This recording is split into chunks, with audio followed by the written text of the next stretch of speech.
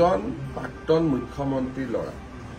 তিনিটা কথা কৈ দিলে হয় যে পাকিস্তানত মই গৈছিলো নে নাই সেইটোকে অকাই পকাই কিয় থাকে পাকিস্তানত যোৱা নিজৰ কথা সুধিলে তেওঁ পেহেলগামৰ কথা কয় সব মানুহবিলাকতো বুৰ্বক নহয় যোনে টিভি চাইটো বুজিয়ে পায় যে ই সিধা কথা ক'ব খোজা নাই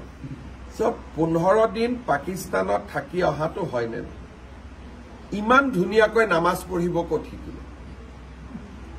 আমাৰ অসমত আৰু ভাৰততো ট্ৰেইনিং ইনষ্টিটিউট নাই সো 15 দিনতে নামাজ পঢ়ি আহিলে নেকি আপোনাৰ পত্নীয়ে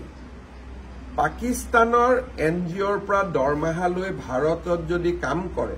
তাতকৈ পাকিস্তানী এজেণ্ট বুলি আৰু কিবা ডাঙৰ প্ৰমাণ লাগে নেকি মই কাম কৰিছো ভাৰতত মোৰ দৰমহা আহিছে পাকিস্তানৰ পৰা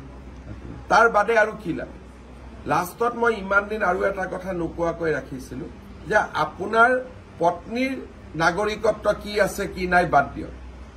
আপোনাৰ ল'ৰা আৰু ছোৱালীটোৰ নাগৰিকত্ব কি এই কথাটো আপুনি ৰাইজক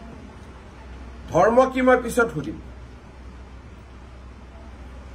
মোৰ সন্দেহ আছে আৰু দুদিন পিছত মই কমো যে দুয়োগৰাকী ল'ৰা আৰু ছোৱালী ভাৰতীয় নাগৰিক নহয় আৰু এটো মই মুখ্যমন্ত্ৰী হিচাপে কৈ আছো প্ৰথমেতো পৰিবাৰ ভাৰতীয় নহয় বুলি কলো এতিয়া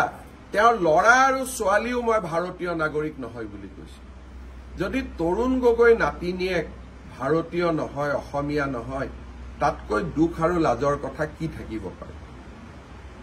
মই এই অভিযোগটো আজি কৰিছো অলপমান মোকো সময় লাগিব প্ৰমাণ আনিবৰ কাৰণে কিন্তু মই কৈছো ৰিক্স লৈ কৈছো কিন্তু প্ৰমাণ সেপ্টেম্বৰৰ ভিতৰত আহিব আৰু 10 সেপ্টেম্বৰত মই প্ৰমাণ সহকাৰে দিম আৰু মুখ্যমন্ত্ৰী আসনৰ পৰা মই এটাও অসত্য কথা ক'ব নোৱাৰো মই আজি অসমৰ মুখ্যমন্ত্ৰী যদি পাকিস্তানে মোক দৰমহা দি থাকে মই পাকিস্তানৰ এজেণ্ট হলো নে নাই তাতকৈ আৰু কিবা প্ৰমাণ লাগে নেকি নিলজ্জ মানুহে ইয়াতকৈ বেছি প্ৰমাণ খুজিব